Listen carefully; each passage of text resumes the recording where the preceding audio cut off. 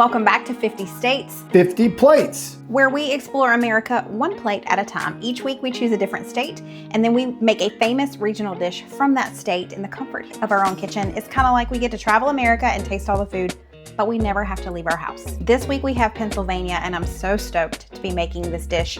Last week we had Illinois, and we made Chicago Italian beef sandwiches, and I heard y'all loud and clear.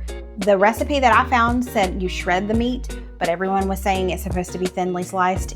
Either way, it still tastes amazing. And it's up there. It's up there as one of my top favorite ones that we've done so far. And today is episode 30, so that's saying something. But if you send in pictures from Illinois, be sure to stay tuned to the end because I will share them then. And then if you have pictures from Pennsylvania that you would like to share with us, and I'll share those next week, be sure to email me. Just send it to mystate@mandyinthemaking.com. Immediately when I think of Pennsylvania for food, I think of the Philly cheesesteak.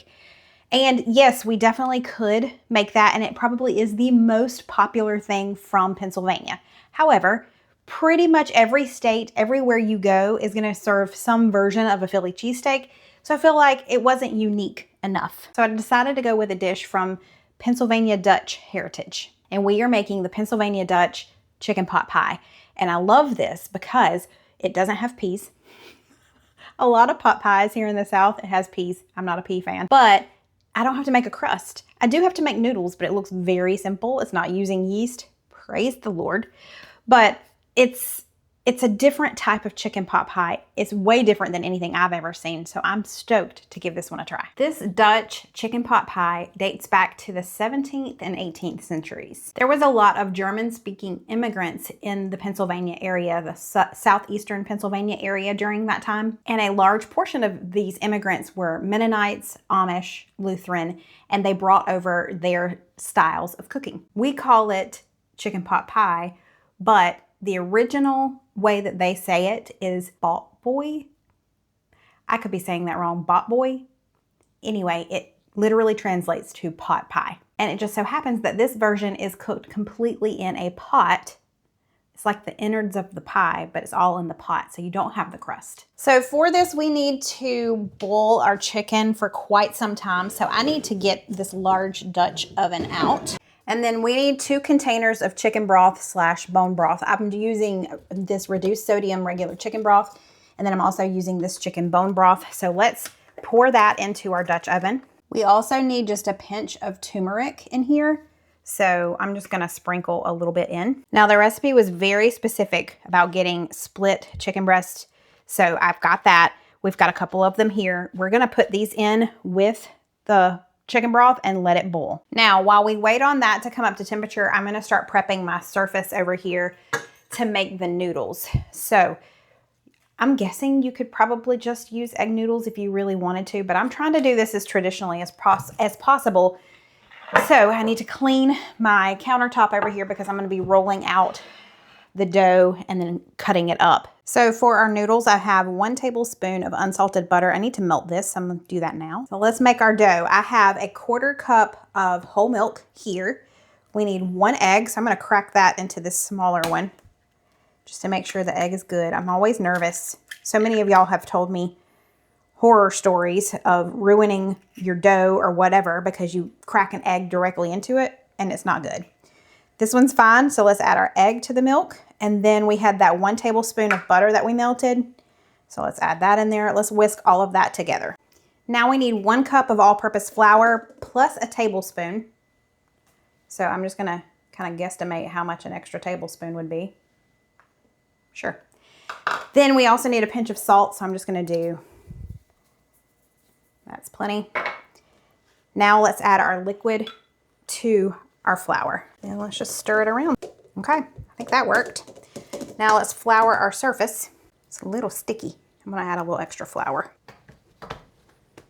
There we go. I'm gonna knead it a little bit. I think I hear our chicken coming to a simmer. Let's go check on that. Something I didn't know was that Crayola crayons were invented in Easton, Pennsylvania. Back in 1903, there was a pair of cousins named Edwin Binney and Harold Smith, and they produced the first box of 8 Crayola crayons. And back then, it cost about 5 cents a box for those. But the Crayola factory is still there in Easton, Pennsylvania, and it produces millions of Crayola crayons. Do y'all say crayon or do you say crayon? I know a lot of people say crayon. In the South, for the most part, I hear people say crayon, and that's how I've always said it. But I know that the factory is still there, and then they also have something called the Crayola Experience. So it's this fun interactive thing, so you can go and do all kinds of different fun family things there at that factory. Yeah, you see it's starting. The bubbles are just starting. So this is gonna simmer for like 30 to 40 minutes, which is why I got it started first before I started making these over here, because this takes the longest pretty much. So once this comes up to a full boil, I'm going to turn the temp down and cover it. We'll check it at 30 minutes. If it needs longer, that's fine. I always crinkle up my parchment paper so it'll lay flat. So that's what this ball of paper is.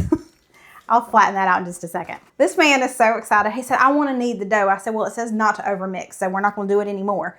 But he was like, well, what can I do?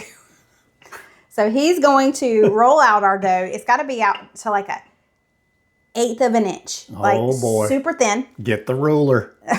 And then you're going to cut it into like 2-inch squares and put it over here. Man, very precise measurements here. You like it? Yeah. Okay, let's go. You ready? Yeah, let's do it. You're probably going to have flour all over your nice dark shirt. Flour. All right. You ready? Ooh, it's sticky. Put your hands in the flour. Not okay. It's fine. It's fine. What if we do this? Yep, you want to do that. All right. I'm going to act like I know something. Fake it till you make it. Okay, yeah, just roll that bad boy out. We'll get some flour on there. Put a little bit more on there. Not too much. I like making messes. Honey, I've lived with you for 26 years. I know this. I clean up those messes.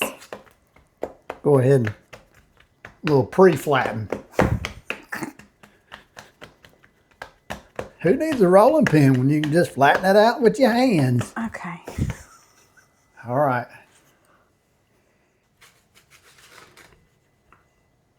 Look here. What happened there? You don't know. I don't know.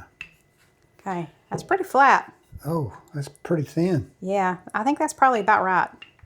Because look how thin that is. Yeah, I think that's good. That's good. Yeah, so start cutting that bad boy up. Cut the bad boy up. It's not really a rectangle, but you know, we'll go with it. It looks like an amoeba. An amoeba? Where did that pop into your head? When I look at it, it looks like an amoeba. All right, now. Now cut it. We're going to cut it. There you go. There's one. You said 2-inch, right? Yeah, about 2 inches. All right, is that about? Yeah, that's about right. Look, I got a measure. You do have, look at that. Look at yonder. It does have little measurements Look on there. at that. So I can say, Okay. boom, about right yonder. Okay. Uh-oh. I don't like to hear uh-oh too much. Here, cut this in half. Look at that. And then we're going, oh gosh. We're going to shake off the excess flour. Ow. Watch out. I need to. We got a triangle there. And then we're going to put them over here on this. Is that right? Yes, that's right. You did good. But look, it's a little stuck. One-handed, this is not so easy. Okay, there we go. Y'all like our little squares? How does that look? It's looking beautiful, honey. You're doing a fantabulous job. All right, teamwork makes the dream work. We'll be back. Ta-da! It's beautiful. Look at your masterpiece. I knew it. Look at your shirt. I'm going to be all right. His contribution is done for now. Thank you, sir. We appreciate it. You're welcome. The oldest zoo is found in Philadelphia. The oldest zoo in America, that is. It was chartered in 1859. I don't believe it opened until after the Civil War in 1874. So the Philadelphia Zoo, it spans over 42 acres and it has over 1,300 animals. But it is our oldest zoo in the U.S. We just need to do a little bit of chopping, okay? So we've got an onion here. It says just to quarter this onion. I guess we're just going to boil it in there and it's going to get the flavor, and then we're not really going to be eating the onion. So I'm going to do just that. I'm going to quarter this onion. Set that to the side. We need to dice this celery and the carrot, I believe. So you know what? First, let me peel these carrots. Okay, I peeled the carrots. I'm going to remove the onion from over here. It's just sitting there trying to kill me. I'm tearing up. Let's move that. You go sit way over there, sir. Okay. I'm going to grab our little veggie dicer to use with this. Okay, for the celery, it just says diced. For the carrots, it says large diced. So I'm going to use the small dicer thingy now. Okay. Now let's trade that out for the larger dice, which is this size. And we can just do it all in the same thing because they're all going to go into the pot at the same time. So I'm going to finish this up, and then we'll also, it says to peel, these aren't Yukon Gold, but these are just the gold. I don't mind, and I kind of like the skin. So I'm not going to peel these, but we are going to large dice those or large chop them. Okay, all of that is done. Now let's chop these up. All done. So I've got these, and then I have these stout things right here. So all of that is prepped and ready to go in, and we only have about 8 more minutes until we need to check on our chicken anyway. Okay, it's been 30 minutes. So, ooh, we got a good simmer going on. Let's check the chicken and see what temperature we're at. She done. Okay, great. Let's remove this chicken. Big old bird. Mm-hmm. Okay, we're just gonna let these cool. So, take them out. I'm going to turn it up just a tad because we want this to come up to like a low simmer. But we need to add in our veggies. So we're going to add in our quartered onion. And all the rest of our veggies need to go in. Try not to splash.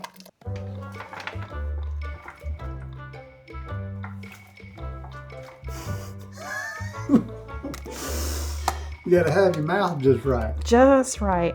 Also, you have to put carrots on the stovetop. It says so on the instructions. Yeah. So it's come back up to a small little low simmer here. We're going to let this simmer for about 10 minutes. So I'm going to set the timer. So these have been low simmering for about 10 minutes. I just turned up the heat. We're going to bring it up to a rapid boil because we need to add our noodles, and apparently the noodles will stick together if it's not a super high heat, a rapid boil. So it's getting there. It's almost there. And we're going to add these noodles in. The very first daily newspaper in America is from Pennsylvania. It began its daily publication in Philadelphia back in 1784, and it was called the Pennsylvania Packet and Daily Advertiser. Before it became a daily thing, it was a weekly publication, but it was the first successful daily publication or daily newspaper in America. Let's add them in piece by piece. Who remembers Golden Noodles? I remember that. Mm-hmm. Last one. There we go. Let's let that come back up to temperature, which shouldn't take long. And then we're going to turn it down to a low simmer, and we're going to cover it and cook it for 20 minutes. Sounds good. It doesn't look like they're sticking together, so here it comes. It's coming back up to that rapid boil. That's exactly what we want. So I'm going to cover it and turn it down to about medium low and let that cook for 20 minutes. So now that is going over there, I'm going to just remove all of the skin, and we're going to obviously remove the bones, and we're going to shred this. Did you burn your fingers? My fingers be burnt. Ow, ow, ow. Ow! Be careful. Hot. I got mine like that. We can chop it up. Yeah. Just trying to get this last little bone piece out. There we go. Did I get all the bone out? You need some help over there. Possibly. Don't want you to burn your little fingers. Too late. We'll chop it up pretty good. Okay. So the instructions say to pretty much shred it. So he's just kind of going in there and just rough chopping it all over the place. Yeah. Just to make quick work. All done. That was quick and easy. Yeah. That's a lot of chicken. It is. Chicken. And some protein. Mm-hmm. We got all kinds of protein. It has been 20 minutes. Let's take a look at this. A little stirrage. I'm going to move it around, see what we're working with. Oh, yeah. Okay. Yeah. Okay. Now, let's add in our chicken that Stephen diced or chopped for us. We're going to turn the heat back up, let it come back up to a simmer because this chicken is going to cool it down. And you'll see, I mean, we haven't added any salt at this point. We're going to do a taste test in a little bit. And we'll add salt and pepper at that point. But so far, no other seasonings other than that pinch of turmeric in the beginning. I'm going to turn the heat up a little bit more. I'll stir that in. Oh, I can't wait to eat that. Okay, let's let that come back up to a simmer. And then this is supposed to simmer for another 20 minutes uncovered. Okay. For our trivia question today, there is a small town in Pennsylvania that is known as the mushroom capital of the world. And that town produces nearly half of the edible mushrooms consumed in the U.S. Do you know the name of this small town? This house smells so good. Yes, it does. All right, so at this point, we're supposed to taste it for salt and pepper. I know for a fact we're going to need pepper, and I'm sure we'll need salt too, but I'm just, before I even taste it, I'm going to add pepper in. Oh my gosh, that's what you want when you're sick, that right there. Yeah. Okay, it definitely needs salt though. So let's add some in. I had one sub roll left, so Stephen made us some garlic bread. Yum. Might as well. This is going to be good. We may still have to adjust the salt. I don't know. But we can do that at the table. It'll be okay. Yeah. Bowl cozy for the win. Oh, yeah. Here we go. Just in case, I've added our salt and pepper right here. So Let's get into this. I am starving. I am Marvin. too. And this is a protein-packed soup.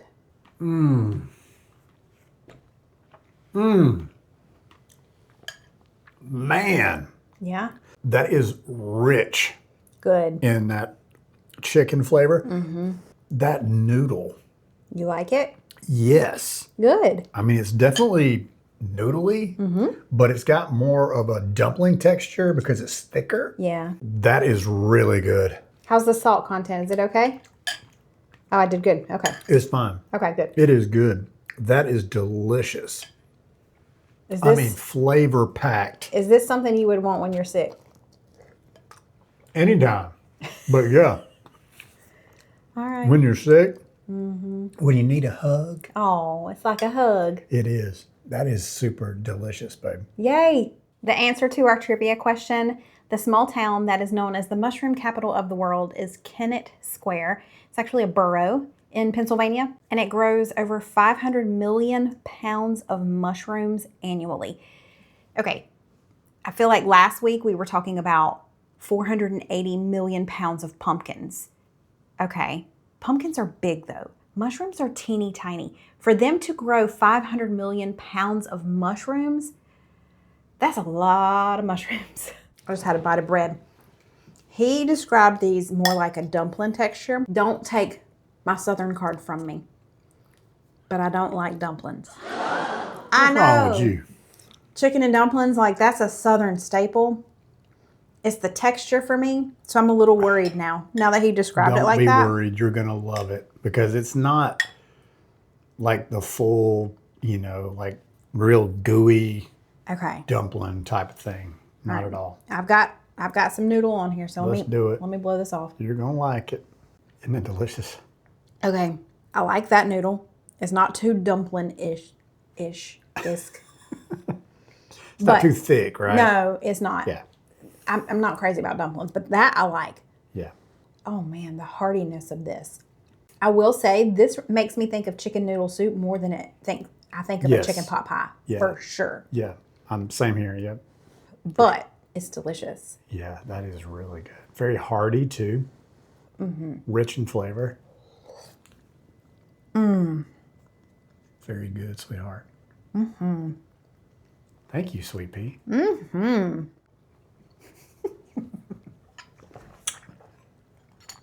That is delicious.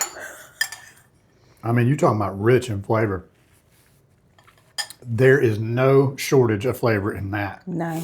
All right, Miss Ma'am, where are we going? We only have 20 left. I know. This was episode 30, I'm pretty sure. I think you're right. Okay, so today we had Pennsylvania. So Yeah. Let's look at the map. What do you think is coming next? I'm thinking we're going to go to California. I think that's happening. Really? Yeah. I'm going with Colorado. Okay. I need to be right at least once. You know, I will definitely be right the very last week. So, but other than that, I want to be right at least once. All right. You say California. Yep. I say Colorado. 2 C's. Here we go. Which C wins? Okay, I've got one. All right. It's California. Oklahoma! Yay! You chose Oklahoma a couple weeks ago, didn't you? I know. Okay. Okay. Okay. Okay. So we've got Oklahoma for next week. I wonder what we're going to make for I don't know. Oklahoma. One of my favorite things that I've made that kind of started in Oklahoma was the Oklahoma smash burgers. I've made those before, and those are just absolutely delicious. But I'm not sure what else would come from Oklahoma. I don't know. I don't know. So educate us in the comments.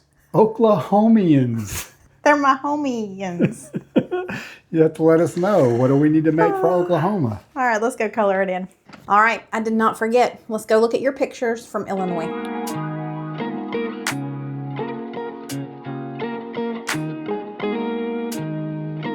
Oh, we're not coloring that in. Me and you both have been looking at that the whole time. We're up here. We're supposed to color this in. Now I don't want green. Okay, well, gotta pick a new color Y'all, now. we were about to color in the wrong state. Okay. All right. Let's try again. The amount of time it took us to choose a color, absolutely ridiculous. But here we are, 3 days later, coloring it in. This says it's pale rose, but it looks gray. He fussed at me for not bearing down hard enough. You gotta bear down, honey. All right. Whew, that took 5 business days. Now we're headed to Oklahoma. That's right. Okay. If you enjoyed this episode, don't forget to give it a thumbs up, give me a hype, subscribe if you haven't already, and we will see you next Tuesday for Oklahoma. Bye, y'all.